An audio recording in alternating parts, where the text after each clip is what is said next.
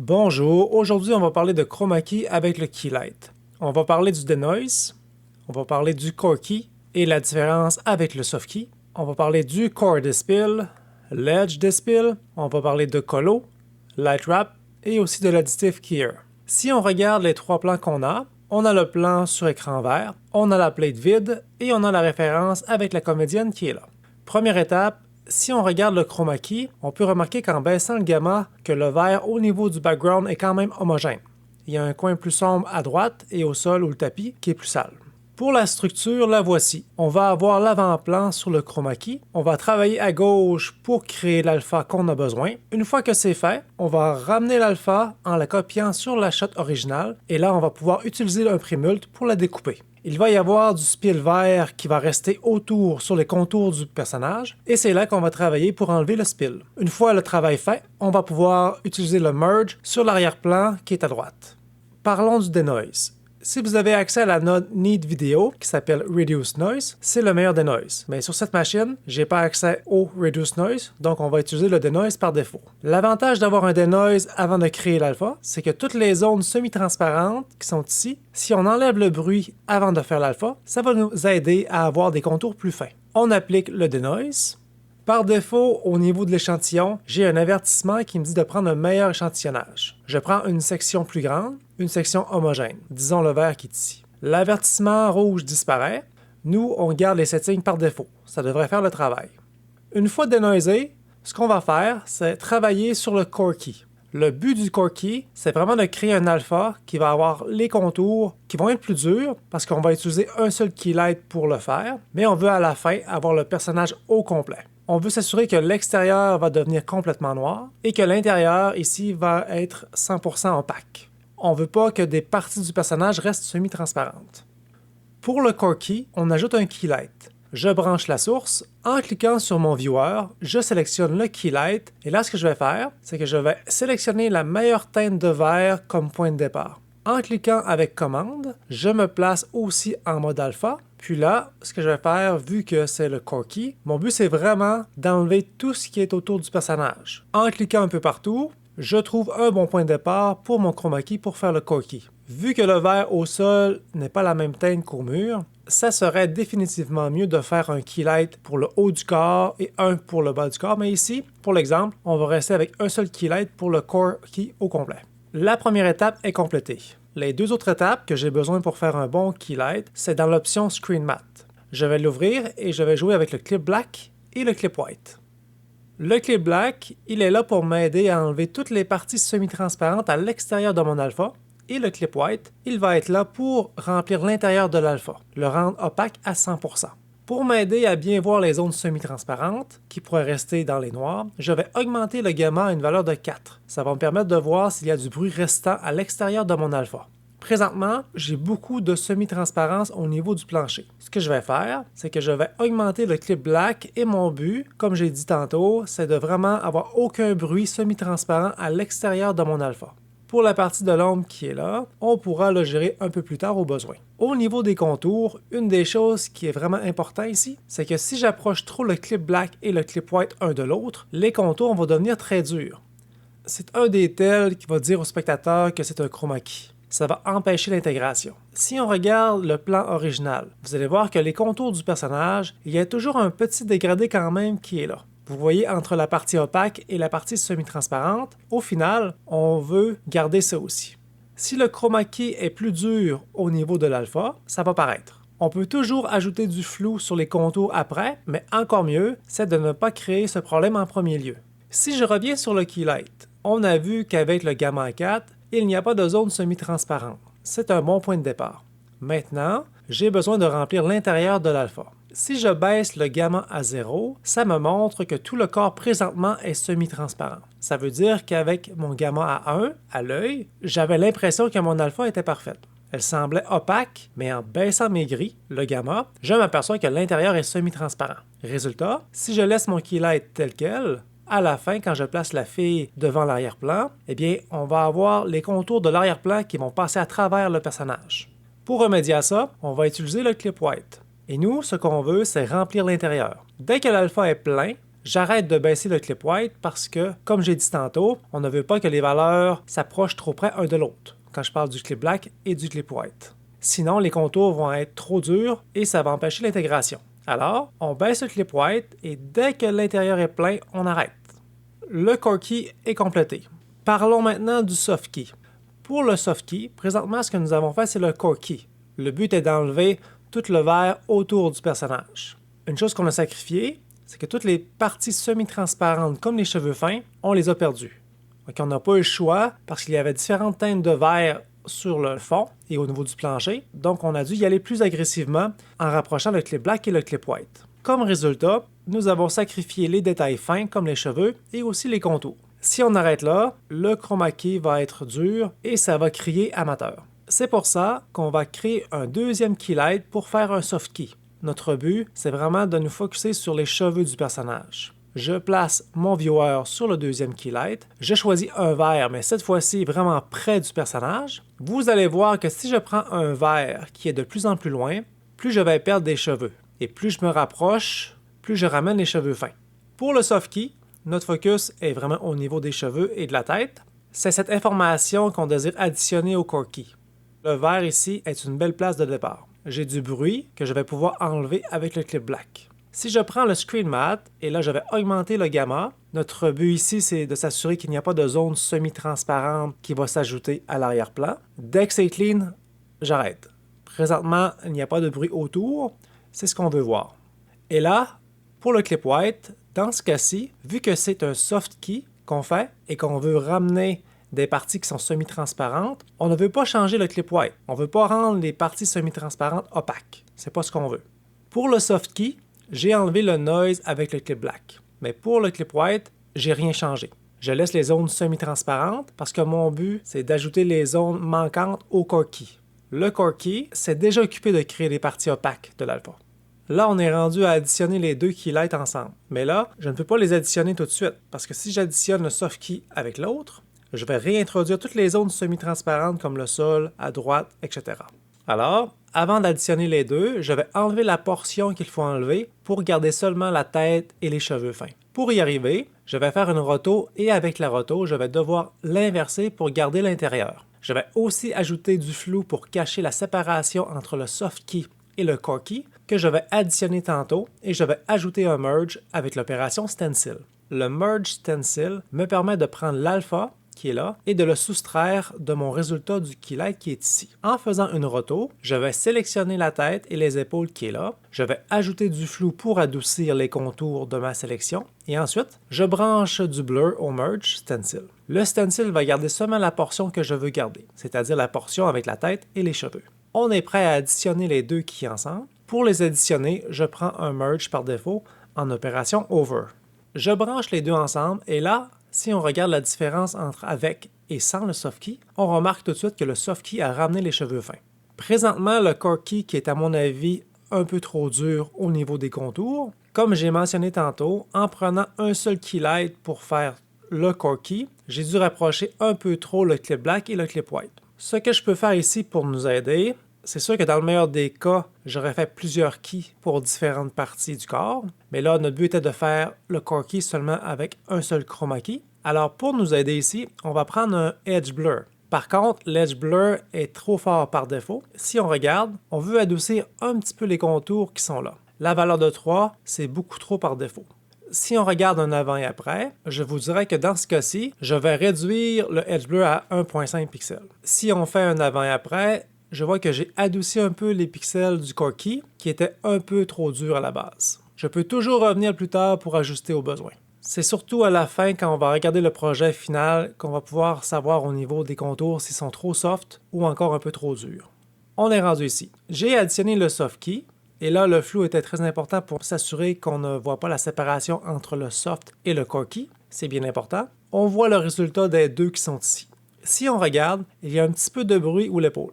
Ce qu'on peut faire au niveau du soft key, c'est d'augmenter un petit peu le clip black, juste pour s'assurer qu'il n'y ait pas de bruit qui reste dans la zone semi-transparente. Maintenant, ce qu'on veut, c'est enlever le bruit qui est à l'extérieur de mon alpha.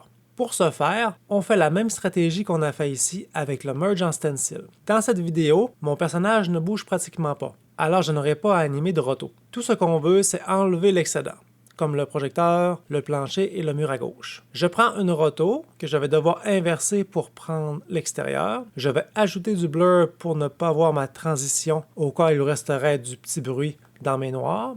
Quoi qu'on l'a vérifié tantôt déjà, puis il n'y en avait pas. J'ajoute un merge qui va être en stencil pour enlever la portion que j'ai mentionnée. Évidemment, pour la roto, je m'assure de ne pas couper des parties du personnage. Et là, on a l'alpha complet avec les cheveux fins du Sofkey qui a été additionné au Corkey. On a ajouté un edge blur sur le Corkey pour adoucir un peu les contours qui étaient un petit peu trop durs. Une fois qu'on a l'alpha qu'on veut, une grande partie du travail va être faite. On peut recopier cet alpha sur la vidéo originale. Pour ce faire, je vais utiliser la note copy que je vais brancher sur la vidéo originale. Si on regarde à partir du copy, j'ai maintenant la vidéo avec son alpha. Pour enlever le RGB autour sans alpha, j'ajoute un prémult après le copy. On remarque immédiatement qu'il y a du spill vert autour du personnage. On va travailler là-dessus dans un instant. Mais juste pour voir un peu ce que ça donne au final, je vais ajouter un merge sur l'arrière-plan et regarder ce qu'on a jusqu'à maintenant. Je vais tout de suite transformer le personnage pour le placer en position. J'ai une référence qui est là. Mon but, c'est de la placer plus ou moins à la même place. Si je prends le transform, je vais baisser l'échelle.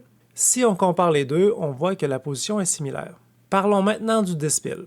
Le dispill sert à enlever le vert sur le personnage. Quand j'enlève le vert, le mur va devenir gris, mais en gardant plus ou moins la même luminance. Pour vous le démontrer, ce que je vais faire ici, je vais prendre la node qui s'appelle Kill Spill. Toutes les nodes que j'utilise qui ne sont pas dans Nuke par défaut sont accessibles sur le site web nukepedia.com. Vous pouvez les télécharger gratuitement et les installer dans votre dossier .nuke. On utilise la node KillSpill ici pour faire le Core Dispill. Quand je branche directement le KillSpill à partir de mon image originale, le vert est remplacé par la couleur grise. Ça veut dire que si je regarde mon résultat ici à la fin, le contour qui était vert est maintenant devenu gris. Il y a des zones que le gris disparaît dans l'arrière-plan et d'autres parties un peu moins. Exemple, dans le ciel qui est là, je ne sens pas le contour du dispill. Tandis qu'en bas, vu qu'il y a des arbres derrière les cheveux, on sent plus la couleur du dispill. Même chose pour la veste, par contre au niveau des jambes, ça semble correct. Il y a un concept qu'on appelle le Core Dispill et le Edge Dispill. Le Core, c'est ce qu'on vient de faire. On s'assure qu'à l'intérieur du personnage, qu'il n'y a pas de spill vert. Ça, c'est fait. Maintenant, ce qu'on voudrait faire, c'est de modifier la couleur du dispill sur les contours du personnage. Présentement, si on essaie de le faire avec le Core Dispill, on risque de briser les couleurs à l'intérieur du personnage. Exemple, si je modifie la couleur du dispill vers du noir, on voit que je brise la vidéo qui est là. C'est impossible de faire un beau travail. Mais si je vais agressivement seulement sur la portion extérieure de l'alpha, je vais pouvoir tenter d'assombrir les contours gris sans modifier l'intérieur de mon alpha pour éviter de briser l'image. C'est le concept de Edge versus Core Dispill. C'est bien beau tout ça, mais comment on va faire ça? Ça va nous prendre un deuxième dispill.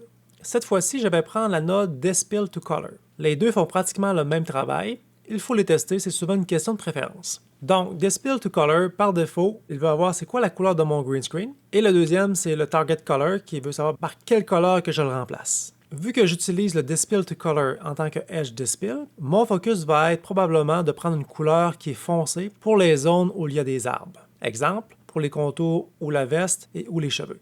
Pour appliquer les deux ensemble, il y a une technique. On va additionner les deux ensemble à l'aide de la node KeyMix. La node KeyMix, elle a trois entrées.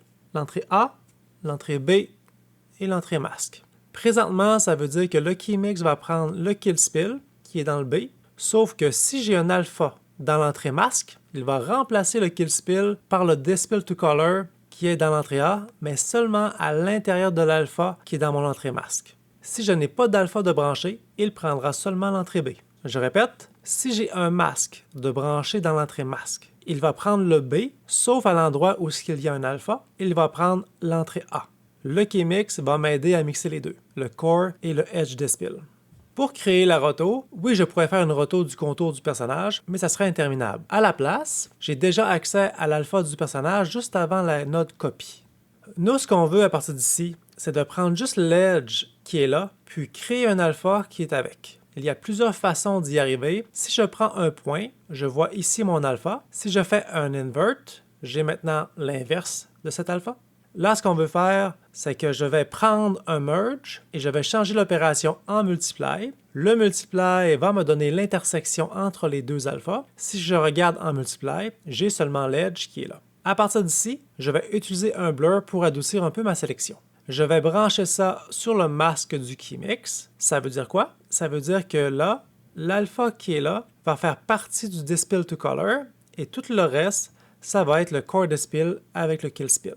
Si on regarde le KeyMix ensemble, on a le personnage qui est là. Si je regarde mon Dispill to Color et que je joue avec les valeurs, on voit que je peux jouer avec les contours sans affecter l'intérieur du personnage. Je vous rappelle que le but, c'est d'atténuer les contours gris autour du personnage. Maintenant, pour avoir le résultat qu'on veut, ce que je vais faire, c'est que je vais, me replacer à la fin du composing et je vais aller voir est-ce que le Dispill fait le travail qu'on veut. Je vais prendre le Dispill to Color et je vais changer la couleur pour du noir. Si je fais un avant et après, je vois qu'on s'approche de quelque chose d'intéressant. Là, ce qu'on pourrait faire pour amplifier la réduction du gris, présentement l'alpha dans le KeyMix est quand même très semi-transparent, à peine visible. Ça veut dire que le Dispill to Color, il affecte un petit peu par-dessus le Kill Spill. Pour amplifier la valeur de l'alpha, je vais prendre un grade, je vais lui dire affecte seulement l'alpha, et là je monte le gain. L'alpha devient donc plus opaque. Avec ça, si je retourne voir mon résultat final, je vois que le travail de l'Edge Dispill est plus intense, parce que mon alpha est plus opaque. On a réussi à diminuer les contours gris autour du personnage, et il ne semble pas y avoir d'artefact non plus. Des fois, en réglant un problème, on en crée un deuxième. Au niveau des cheveux, on est quand même correct. Il y a peut-être la zone ici qui est trop noire, opaque, ce qui est peut-être problématique. Je vais remonter un petit peu les noirs du Dispill to Color, un entre-deux qui devrait aider un peu. On reviendra à la fin si on a besoin d'ajuster le spill. Avec le Kill Spill, on pourrait jouer un peu avec les couleurs pour essayer d'aider un petit peu. Présentement, le Kill Spill est là, il est gris, mais avec un petit peu de bleu. Je vais réduire la teinte bleue. Voilà, on se rapproche de quelque chose de bien. Donc l'avantage d'avoir un Core Dispill et un Edge Dispill, ça nous permet d'être plus agressif sur mes contours sans briser le Dispill sur le personnage. Ensuite, on va parler comment l'intégrer correctement. Si on regarde le plan qui est là, le soleil arrive de la droite. On voit que les zones d'ombre sont plus bleues, tandis que les zones au soleil sont plus chaudes. Si on veut intégrer correctement le personnage, on doit recréer ce phénomène-là. Je me replace ici, puis là, on voit qu'en studio, l'éclairage était neutre. Tous les blancs, les highlights devraient être plus jaunes et la partie à l'ombre devrait rester plus neutre ou un petit peu bleutée. Si je prends un grade, je place toujours les grades avant les prémultes parce que sinon ça peut créer des artefacts sur les contours si je le place après le prémulte. Avec le grade, je veux réchauffer les highlights. Pour modifier les blancs, je prends le gain. Là, j'ai la chaleur dans les highlights. On se rend compte que tout le reste est rendu jaune aussi. Nous, ce qu'on veut, c'est avoir des noirs qui sont plus neutres. Pour y arriver, je vais aller dans les lifts et là, je vais faire un peu l'inverse et je vais baisser le rouge et le vert. On a maintenant le personnage qui est là. Si on fait un avant et après, au niveau des highlights, on est plus jaune sans affecter la couleur dans les noirs. Je vais peut-être le ramener un peu pour ne pas être trop agressif. Et au niveau des noirs, on a gardé ça plus naturel. Si je regarde avec la référence, ça fait quand même du sens au niveau des couleurs. On dirait que sur la référence, les noirs sont peut-être plus élevés.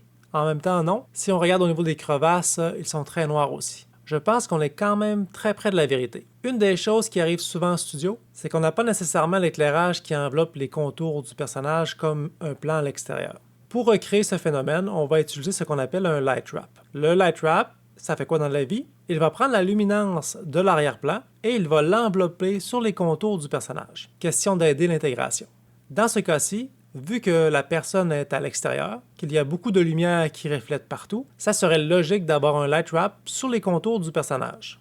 C'est pas toujours nécessaire d'en avoir un, mais bien souvent, ça va nous aider avec l'intégration du personnage dans l'arrière-plan. On va utiliser la node Light Wrap Pro. Pour le Light Wrap, ça lui prend deux inputs.